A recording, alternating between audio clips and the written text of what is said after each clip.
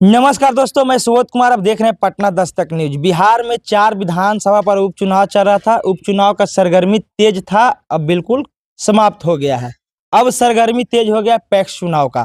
किसानों का अहम जो विकास का मुद्दा होता है, पैक्स के जो भी अध्यक्ष बनते हैं वो उठाते रहते हैं।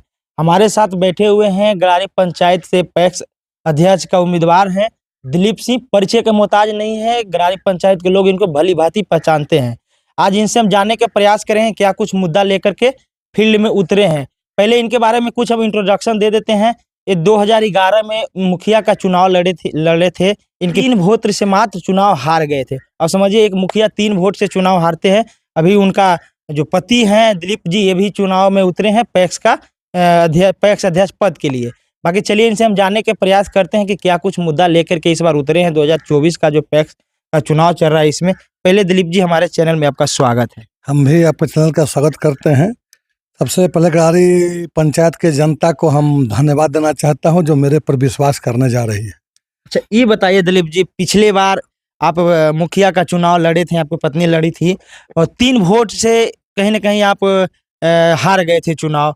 तो क्या हौसला दिल में टूटा कि नहीं टूटा, पहले बताइए। नहीं, हौसला तो नहीं टूटा, लेकिन कुछ कारण बस हम फिर चुनाव न लड़ पाए। लेकिन जनता की सेवा में हम सदा रहे। 30-35 साल का जो मेरा करियर है वो जनता के बीच में ही हम रहे, जनता से अलग नहीं हुए। और जनता से अलग हम होते तो ये मान सम्मान जो जनता आज हमको दे रही है वो नहीं देती। अच्छा, पैक्स के चुनाव में आप उतरे हैं, क्या कुछ मुद्दा लेकर के उतरे हैं? क्योंकि पैक्स का चुनाव एक किसान के लिए बहुत महत्वपूर्ण होता है।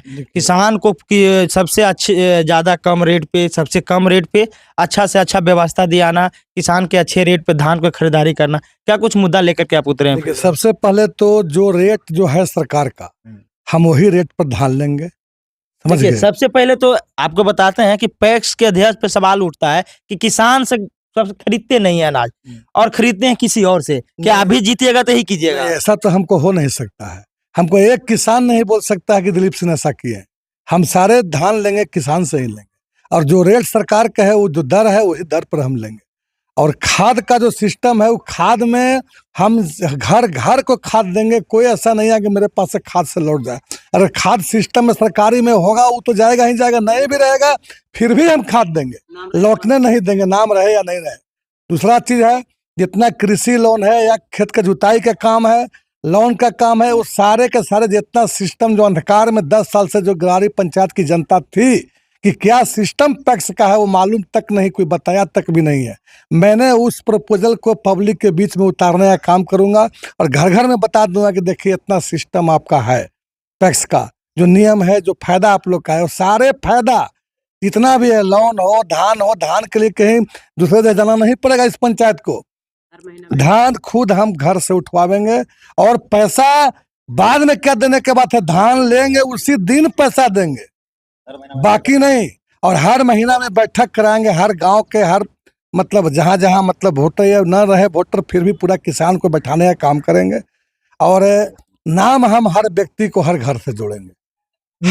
हाँ, नाम जोड़ने का काम जो पूर्व सदस्य का है वो हर घर में जोड़ेंगे, हर गांव में जोड़ेंगे। ये नहीं कि एक गांव में जोड़ेंगे, एक गांव में नहीं जोड़ेंगे। हम घर घर में हर व्यक्ति से जोड़ेंगे जो किसान है। काफी लोग पैक्स अध्यक्ष बनते हैं तो उनको डर लगने लगता है कि अगर हम किसी को जोड़ देंगे ना तो हमारा ही विरोध खड़ी हो जाएगा। वो सुबोध जी नहीं होगा, हमारे में आप ही चैनल रहेगा, ये आवाज जनता सुन रही होगी। हम हर घर में नाम जोड़ेंगे और जहां जिसका भागीदारी वहां मतलब उसका हिस्सेदारी तय है। आपको हम बता दिए, जहां जिसका भागीदारी वहां उसके हिस्सेदारी, वो जितना जनसंख्या उस हिसाब से हमको हिस्सेदारी देना होगा। गरारी में जनसंख्या ज्यादा है, ज्यादा जोड़ेंगे हम। सर्वाधा बीघा पर एक भी नाम नहीं जोड़े हैं महेश जी, वहां भी हमने जोड़ने का काम करेंगे। जहां जहां नाम नहीं जोड़े हैं, वो पक्ष हो विपक्ष हो, सारे घर में नाम जोड़ेंगे। जहां जितना जिसका संख्या है, गरारी की संख्या है, उस हिसाब से वहां नाम जुटना चाहिए था, लेकिन नहीं जुटा। गरारी में ही नाम जुटना चाहिए था 100 आदमी का, लेकिन नहीं जोड़ा गया। एक कमी पंचायत पैक्स अध्यक्ष का जो वर्तमान है उनका है। 9 साल में खाद नहीं मिला, 1 साल में खाद मिला तो 20 रुपये रेट ज्यादा लिया गया दुकानदार से। दुकानदार और दुकान बेचता है, उससे 20 रुपये टाइट लिया गया, कोई खाद लेने नहीं गया। 150 कम रहता है, खाद के लिए लौटा दिया जाता है। लेकिन मैंने ऐसा काम नहीं करूंगा।